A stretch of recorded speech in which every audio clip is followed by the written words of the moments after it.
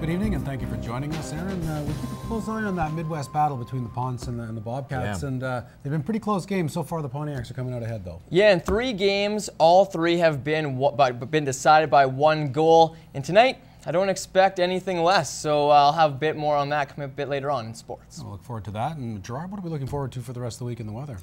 Well, for the rest of the week, we've got some rain to deal with. The overcast conditions didn't do us any favors today, but the sun came on out later in the afternoon, so that's what we're looking at right about now, please. 15 is where we got to. We forecast 16 yesterday, so that's all good. 69% is that humidity. The winds out of the north-northwest, generally speaking, at about 15 kilometers an hour. And from the foggy patches this morning, we did get some sunshine from mid-afternoon to what we're dealing with currently. Cold Lake area, some more cloud cover certainly for that 12. And in the Battlefoods, we're looking at 16 with some of their sunshine too. We'll talk about what rain lies ahead in our second segment. Some local leaders were in Regina last week to spend some time with provincial representatives. The trip was important for uniting the visions of the city of Lloydminster and the province of Saskatchewan. As Peter Quinlan reports, this was not only a historic day for Lloydminster, but also for the deputy ministers. 11 community leaders from Lloydminster traveled to Regina last week to meet with Saskatchewan deputy ministers in a meeting organized by the Lloydminster Chamber of Commerce. Local representatives include the Lloydminster Public School Division, Prairie North Health Region, and the Lloydminster Economic Development. It was a historic day as local leaders met with Saskatchewan MLAs and deputy ministers to help put Lloydminster on the map. The community leaders group here in Lloydminster meets on a regular basis, and we had the vision to take that meeting to Regina and then to spend some time with the deputy ministers in order to educate them and inform them of some of the unique issues that we face here in Lloydminster. Mayor Jeff Mulligan also attended the trip and says that with the Saskatchewan election just around the corner, it is important that the city and province are on the same page. We wanted to make sure that our items were on the agenda, were recognized, and were embraced by the deputy ministers, because they're going to be there even if a minister isn't going to be there after the election. This trip was not only a success for uniting leaders in the border city, it also brought together Saskatchewan leaders from different departments. Rarely do all deputy ministers gather together in one group to discuss issues as a whole. Well, they said to us, we just don't do this enough. They saw real creative and valuable progressive juice from this. And they said, we're going to have to do more of this. So, if that's even on their table tomorrow talking about it, they'll remember that that was Lloydminster that was party to that. That's positive. Local community leaders are optimistic that relationships were built on this trip. Many of the entities that were represented have had dealings with the deputy ministers who were there, and it was just good to be able to get together face to face with them. It was good to be able to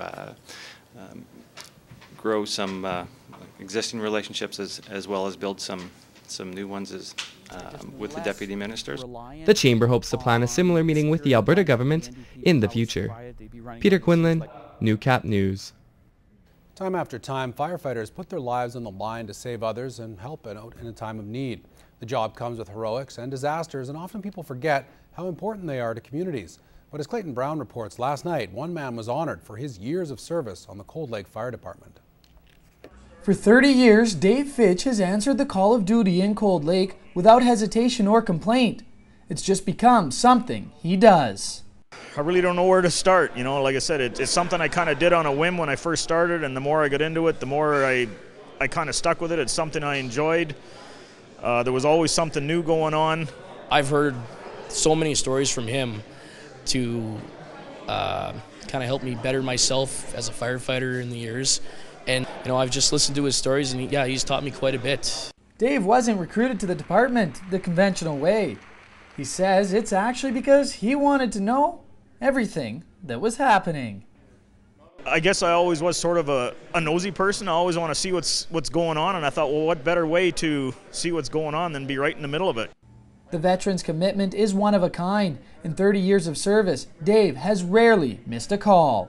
Tuesday nights for my 23 years, I've been there, and he's been there every one I've been at, and reviewing timesheets now, month in and month out. He's leading the call-out volume. But Dave says his long term of service wouldn't be possible without his family's support. My wife puts up with a lot from me. I mean, there's many a time when we're doing something or a family function and a pager goes and I'm just like, I gotta go. I want to thank her for that because she's put up with a lot over 30 years. In Cold Lake, Clayton Brown, Newcap News. After 21 years of service to the RCMP, Commander Brad Zerr has finished his last day on the job. He's officially retired his uniform and will be taking on the rank of civilian. And as Whitney Stinson reports, it's a title he'll be wearing right here in Lloydminster. This is the last time Sergeant Zerr will put on the RCMP gear. After over 2 decades of service and postings all across Alberta, Lloydminster is where the Zerr family wants to be. The community has rubbed off on my family enough that we've decided to stay here, and that's predominantly the reason for my retirement. He has accepted a job at Husky Oil as a safety and security advisor at the upgrader.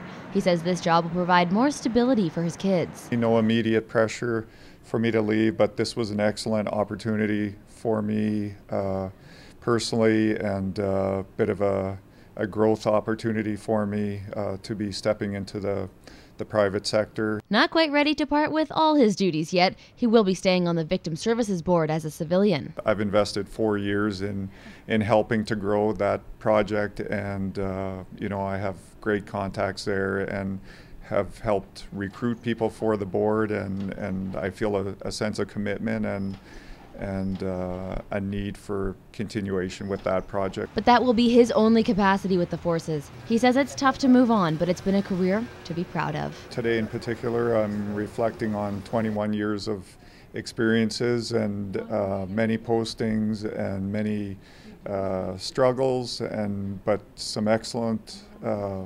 accomplishments and opportunities, and in particular the people that I've worked with. Taking temporary command will be Corporal Shane Rennicott, but a formal change of command will happen in due time. Whitney Stinson, Newcap News.